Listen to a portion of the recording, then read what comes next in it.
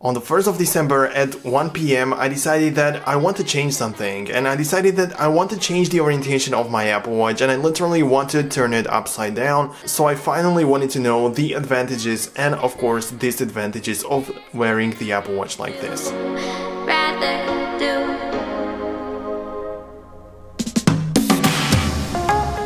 So yeah, I switched the orientation of the Apple Watch, and here are the things that I found out along the way, and perhaps also to tell you if you should switch as well, or what should you do about your Apple Watch. For a quick second I thought that if I want to switch the orientation, like to turn it upside down, I also have to switch the bands on the Apple Watch, which of course is not true. You can just switch it up like this and it's going to work, so you don't have to worry about that.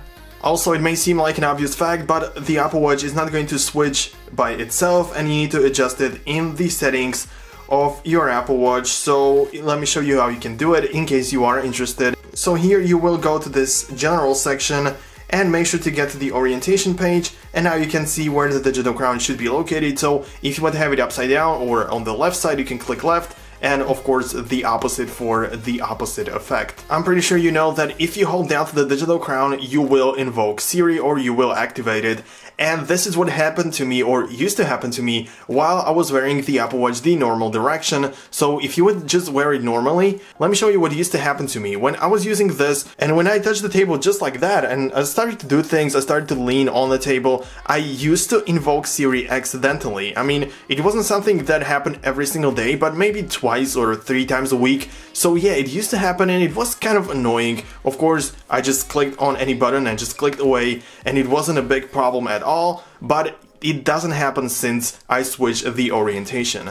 And I'm pretty sure that this is the biggest thing that you will notice. In case you of course decide to switch, this is gonna be the biggest thing or biggest issue that is going to be resolved with this. Of course, if you are using the Apple Watch on your right wrist, right now in this position you're going to click Siri even if you don't want to, but yeah, on my left wrist it's working perfectly fine. By the way, if this is your first visit on this channel, if this is your first time you came across my videos, then think about subscribing, because I make videos similar to this one. I try to make and publish similar content, so I think you would be interested in that. So take a look at my other videos, and if you are interested, definitely hit that subscribe button, and we can see each other in the next upload. I personally think that every change requires some getting used to, and the only thing that you will need to get used to when switching the position of the Apple Watch is to simply use your thumb to use the scrolling wheel instead of your index finger. So I'm not sure if this is a better thing, but for me it definitely is. For many people it of course may not be more comfortable, but for me it definitely is, because in my opinion I have more sensitivity in my thumb when I compare it to the index finger. So if I want to scroll or do anything else, I find myself using it in a better way, or I think that I have more sensitivity and I can better use it with my thumb when I compare it to the index finger. You will also need to get used to putting the Apple Watch upside down on your wrist and using the mechanism on the backside, depending on your band of course, in a different way, but this is not a big deal at all. And here comes the interesting part, why you should even consider switching the orientation of the Apple Watch. The first reason, just like I said, is the Siri and the accidental presses, which could invoke Siri even if you don't want to. The second reason could be that if you want to switch things up just a tiny little bit, these may be the thing that could potentially help you or make your user experience with the Apple Watch just a tiny little bit different.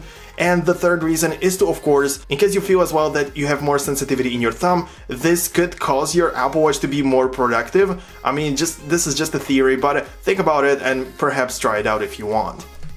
Now, what is the bottom line? Of course, this is just a very subtle change, and all is basically changed is just the position of these 2 buttons, and of course the microphones and everything, but it's just a movement or different placement of the buttons of the digital crown and the side button on the Apple Watch.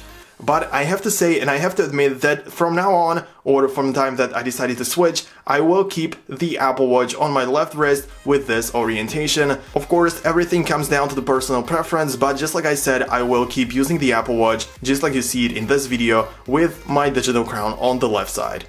So yeah, this will be everything what I wanted to say in this video. I really hope you found it informative and useful, and if you did, I want you to hit that subscribe button in case you don't want to miss the next software updates, the next Apple Watch, iPhone, iPad and MacBook videos. Just hit that thumbs up, hit the subscribe button, and we will see each other in the next video as well. Peace out, guys.